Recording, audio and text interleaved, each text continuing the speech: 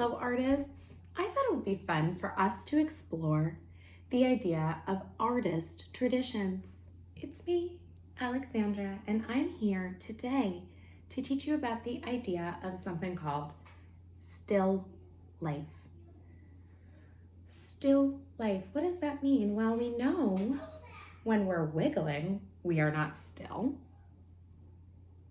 And we know what it means to be alive.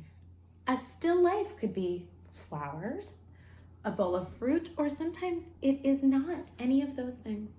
Sometimes it's just a beautiful object like a shoe or a glue bottle or even a cup of markers.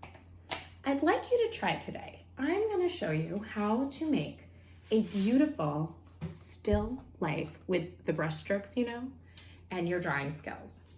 Ready? Let's get started. Now you know me, I like to start each day and many drawings with a smile. I think I will start with, I don't know, choices. I could do anything. I could do paint, I could do markers, I could do crayon, I could do oil pastel. I'm gonna start with markers. And I'm going to make that smile. And maybe you have one you're actually looking at, or maybe you're making it from your mind. Maybe this is a vase that I'm imagining. It's not just right. It's not perfectly symmetrical, but I'm playing with the idea. Now I can play with all that shading. Remember that? Press loud. I'm pushing, pushing, pushing. And then I can sort of feather and use the side. Take a look. It starts to shade. Now, of course, if you're doing flowers, you want them to be the star of the picture, right? I think I am going to switch to my brush strokes. And I want you to remember what we know about brush strokes. So I'm going to add some paint. I'm going to load up my brush, and I'm going to think about that. What's that? A stomp. Stomp, stomp, stomp, stomp, stomp. Now I could just keep repeating this and it will turn into a flower. I can mix some colors and change the colors, and I can draw what I see in my mind.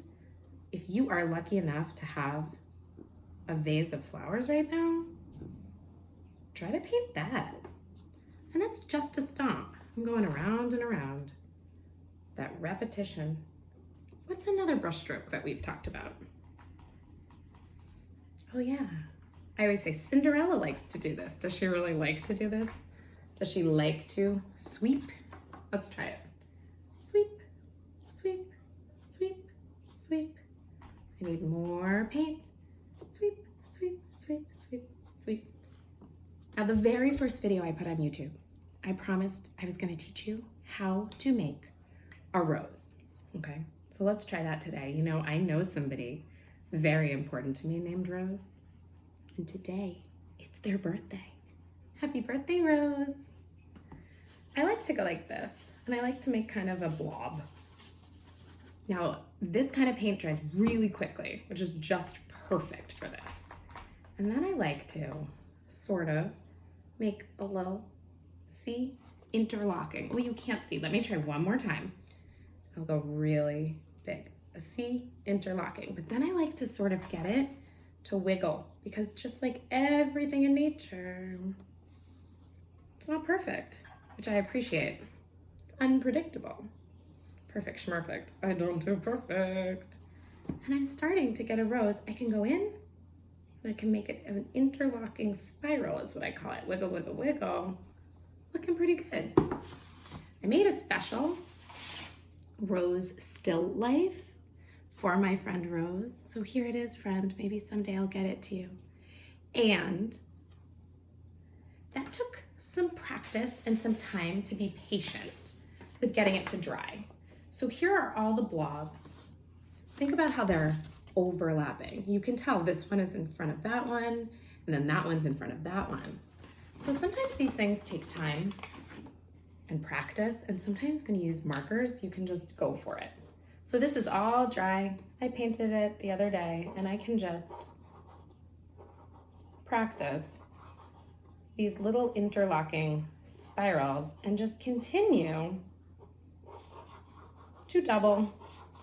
And then it gets bigger and a little wigglier. And I have this really nice texture. So I'm gonna keep working on this one. I wanna just remind you a couple other things that you know. You know about your dry brushes. Remember that? You take your brush, you find maybe a paper towel, and you get it really dry. So it's almost like a little feathering if you were using a marker, right? So you're getting those little dry strokes.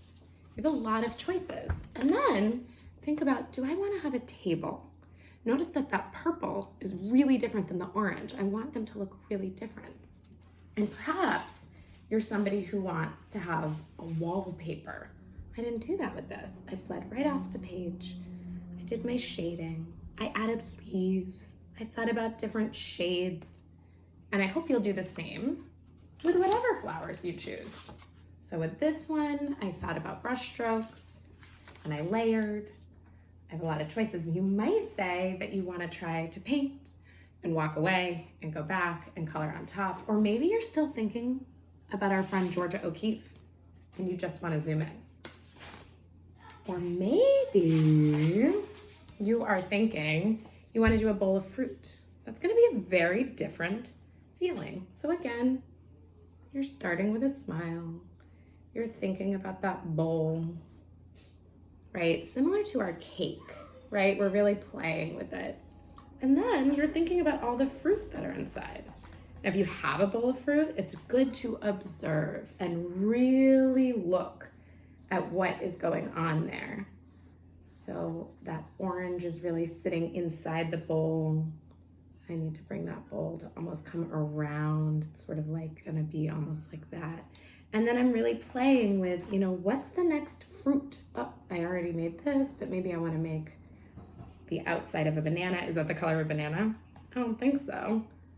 But maybe I just start with that base and then you layer and you play with shading.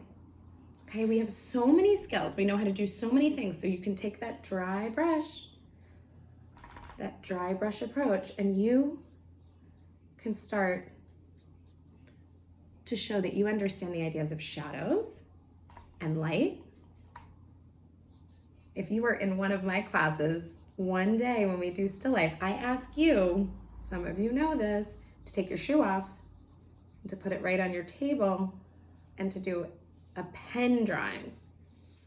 And if you're one of my third grade friends that you know what I'm doing to jump right in with paint and saying, I might make some mistakes, it's called alla prima painting. And alla prima painting means first try, first attempt.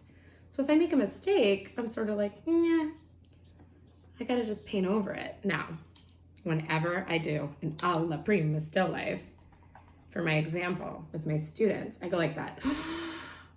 Did I make a mistake? So this is where you have to make a choice.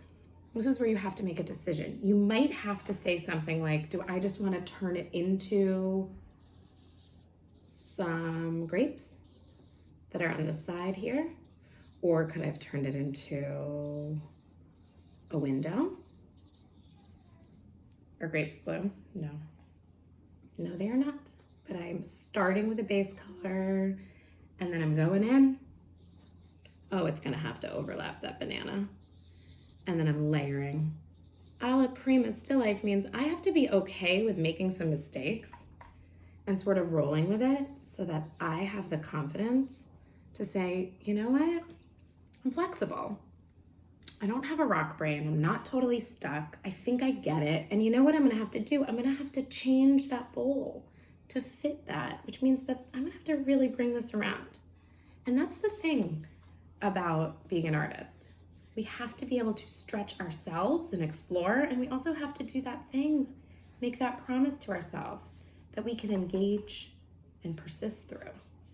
So I made that little purple spot of the bowl there. I can't keep it purple anymore because if I do, the purple against the purple won't make sense. Okay, and we're always thinking about how color really changes the way we think. In fact, I made my own color wheel for you. So You can try that today too. Oh my goodness, I have so many still lifes that I need to work on. And I will see you here later.